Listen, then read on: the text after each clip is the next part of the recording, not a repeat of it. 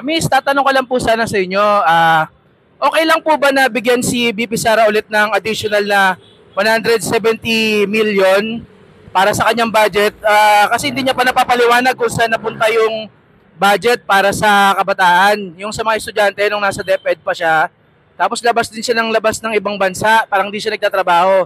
Sa iba sa opinion mo, dapat ba siyang dagdagan ng budget? For me po, hindi. Kasi yun nga po, dun nga po sa sinabi nyo na hindi niya po mailabas yung sinasabi po natin na confidential funds. So I think lalabas naman po siguro yung mga evidence na meron talaga siyang nagawa dun sa pera na yun kung talagang meron po talagang na ano. Pero since ngayon po nakikita ko naman po kasi na parang wala rin naman pong nagawa yung Vice President nga po namin. I think hindi po siya reason para mabigyan ng additional funds. Mahalaga po ba na matuloy na yung impeachment para malaman natin kung ano yung katotohanan?